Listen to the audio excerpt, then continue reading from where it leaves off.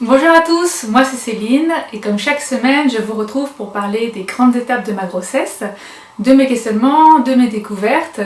Et cette semaine c'est une semaine où il fait tout gris, il pleut et j'ai envie de parler cocooning et détente.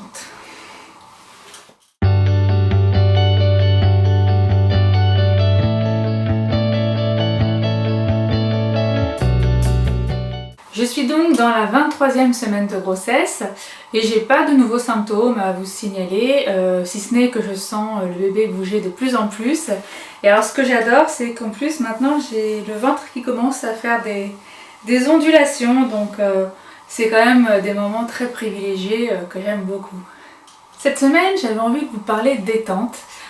C'est vrai qu'on dit toujours que être enceinte n'est pas une maladie, c'est vrai. Mais avec le quotidien, le travail, les enfants pour celles qui en ont déjà, et voilà, toutes les tâches ménagères à faire, on est quand même plus fatigué, il faut l'avouer, et c'est important parfois de se réserver des moments pour soi, pour se détendre et lâcher prise. Et du coup, moi je conseille beaucoup des activités comme la sophrologie, la méditation, la relaxation.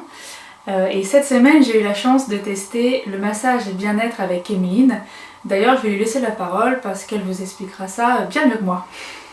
Bonjour Emeline, est-ce que tu peux nous en dire un peu plus sur les bienfaits du massage pour la femme enceinte? Donc pendant la grossesse, le corps change, le centre d'équilibre se modifie, crée des tensions, donc des douleurs, notamment sur le dos, au cervical, entre autres. Donc le massage bien-être permet de limiter ces tensions, favorise la circulation sanguine et lymphatique, donc ça soulage les jambes lourdes. C'est aussi un excellent petit coup de pouce pour les soucis de sommeil et les soucis de type digestif. Et qu'est-ce que tu utilises comme produit pour les futures mamans? Alors essentiellement des huiles végétales naturelles bio et surtout jamais d'huiles essentielles. Est-ce que tu as des recommandations à faire pour les futures mamans qui souhaiteraient se faire masser? Oui, donc on évite le massage les 3 premiers mois de la grossesse. On choisit un praticien formé au massage prénatal. Et surtout en cas de grossesse difficile, on demande l'avis de notre spécialiste tel que le gynécologue ou la sage-femme. Et donc Emeline, tu fais des massages pour les futures mamans et est-ce que tu fais autre chose? Oui, je fais des massages pour les jeunes mamans, les bébés, les enfants, les ados et puis pour tous. Merci.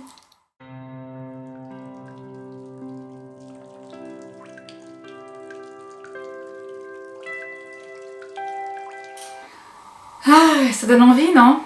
Bon, moi j'avoue que j'étais vraiment très détendue après cette séance. Emeline m'a massé de la tête aux pieds et ça m'a fait un bien fou. Du coup, je vous le recommande et puis c'est vrai que ça représente un certain budget. Donc n'hésitez pas aussi à vous le faire offrir par le Papa Noël. Voilà, moi je vous souhaite une excellente semaine et je vous dis à très vite. En attendant, prenez bien soin de vous. Ciao!